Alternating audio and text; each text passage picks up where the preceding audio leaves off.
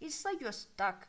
It's like no matter how hard you try, it just doesn't feel stable. It just doesn't work.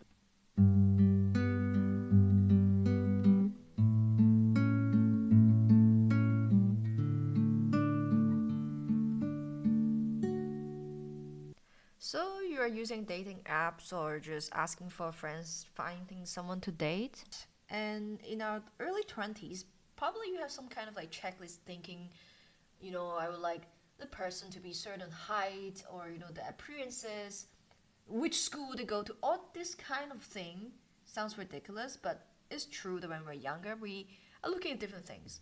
And then now, if you're older, like me, I'm 30, early 30s, not that old, you're thinking about more realistic checklist items. But I really want to say these things are not the most important thing to have a more healthy relationship or even like a long term secure relationship. So today I really want to talk about is the attachment styles.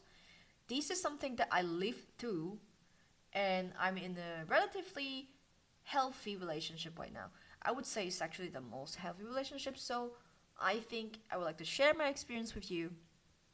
I dated approximately in like four different relationships. I try to not count like the situationships and so on. People are drawn to what they're familiar with. And I was in many toxic relationship. I wouldn't say like toxic. It's more like turbulence.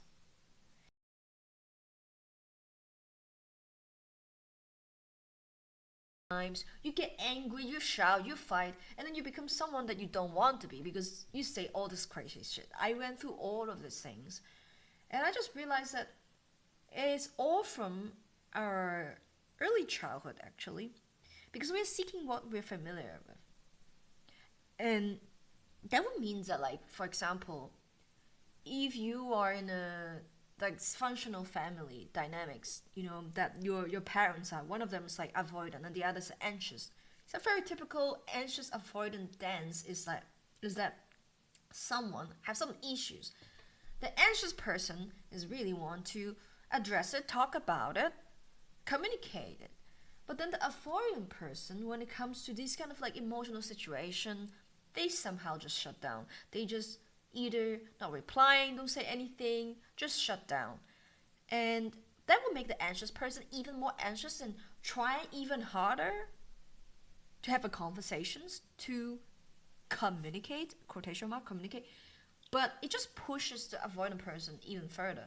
And most of the time, we don't even aware that we are doing this. And I have been the one that it's very much anxious in the past. And I remember my first relationship. I was like really young. I was like 16 years old. I'm from Hong Kong. And then I knew someone from the internet at a very young age. And somehow we become like a couple. It's not very, healthy relationship. I personally really against any like a long distance way away if you don't know the person. But that would be another topic. Today, I just really want to talk about is that you need to know your attachment style. There are lots of tests online you can do to see what types you are. And I actually got secure. But I would say like at times I definitely become more anxious. And I remember my therapist told me like, if you are with someone that's avoidant long enough, you will become anxious as well. Or if you be with someone that's very anxious, you could be more anxious as well. So it really takes two. Then it comes to the next point. You need to choose the right person to begin with. It's very simple on the surface, but I didn't even know until maybe my third or fourth relationship. So I really want to just tell you in my experience that like, hey, you really gotta choose the right person. You know, you need to feel you need to filter them. You cannot change someone. We all say that like you cannot change someone. The only person you can change is yourself. So I just want to put it out there and let you know that no matter how attractive the person is, no matter how the checklist, everything that you have from that person, you really want to be with them. You know, but if they are not ready, to put work into relationship if they are any type of this like avoidant, anxious, fearful avoidant. Fearful avoidant is like also very confusing. It's like a combination from anxious and avoidant. I'm not gonna go into like deep detail because nowadays you can just use ChatGPT, see most of these information. What I really want to pinpoint here is that know yourself first, and if you realize that you are fearful, avoidant, anxious, you actually can work towards it. You can constantly challenge about your belief because these beliefs formed when you were younger, when you were a child, because it's how your caretaker and the environment that make you feel like what is safe. For example, if expressing your needs being ignored or ridiculed or in any other way, you might become avoidant. So know yourself first. And then the next is how do you see, how do you know? So in the beginning, you talk with the person. I would suggest that you way talked about their experiences in relationships and how do they approach conflict, you know? And from their answer, you will know that if they are someone that are willing to be transparent, to share what they do, you will get a little bit of idea. It would be great if someone that is like more self-aware, that is a very good sign that this person is dateable. And then let's say if you are already in a relationship, you know, I'm already in it. I'm with someone that's like anxious. You know, I think if you are someone very typically anxious and then your partner is avoidant, then I would say, how much do you want to put your time into this relationship, even if the other person's not very much want to change themselves? You know, it has to be like very openly they say like, I want to look into myself and I want to make this relationship work. It has to be like from both sides. If they never openly communicate in this way, it's very avoidant, and I personally would suggest not to think too much of like a future in this kind of relationship. It's more about like if you really want to just experience this, take it day by day and learn about yourself. Because ultimately the question is like, why? Why would you want to be with someone that is avoidant when it comes to the expressing their emotions? Why are they wanting to escape and you keep chasing them? Because this is the dance, people. This is the dance. Sometimes you feel like you like the person, you're attracted to the person, and you want to have a future with them, but the underlying inference is that anxious person always want to chase an avoidant person. You want to get the reassurance, the affirmation, the affection from someone that is very likely cannot return it back to you. At least not in this short timeline. And you will work so hard that you really want to get it. Even if it's just a little tiny drop, you will feel like, oh, this is progress. I will like it. And then they might bounce back.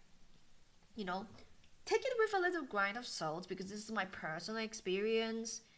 Over time, I realized that it's not that I actually like the person, because what I like about a person is that they are on the same page like I do. They are not afraid to love each other and be open about it, and to just communicate and be vulnerable about our feelings. And you are just trying to find a project to work on. It shouldn't be that way.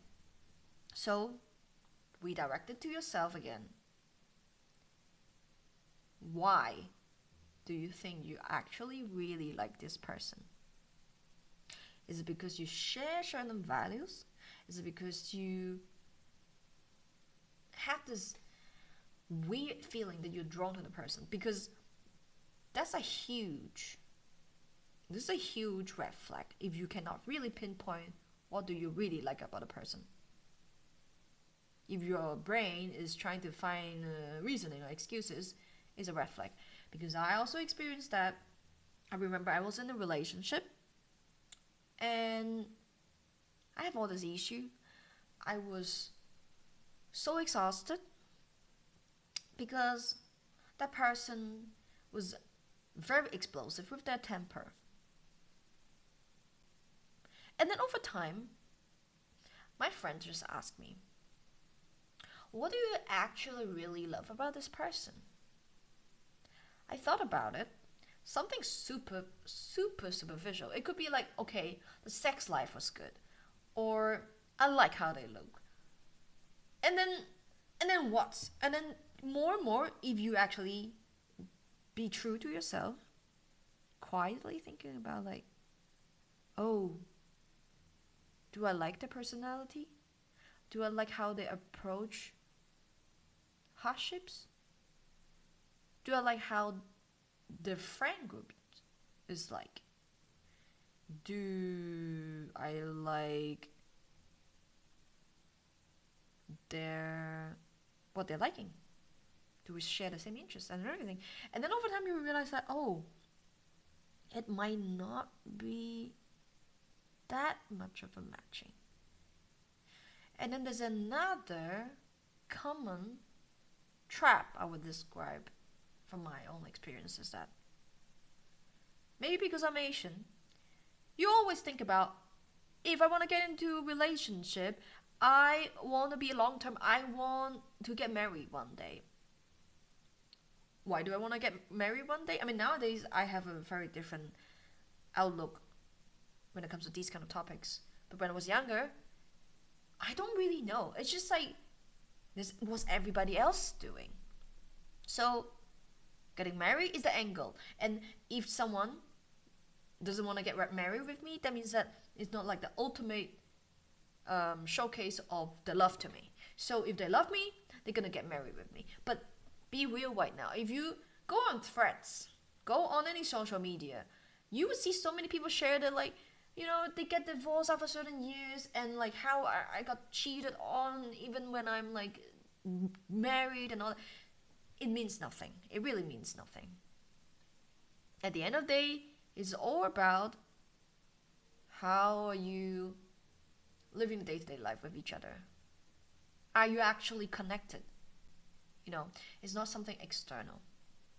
And then when this take out of your equation, then you'll realize that, wait a second, all this time I'm chasing someone because, let's say, vaguely they openly say that they want to get married one day, or like, oh yeah, I really want something long term with you, and I promise you a lot of things, you know, we have a future and so on and so on.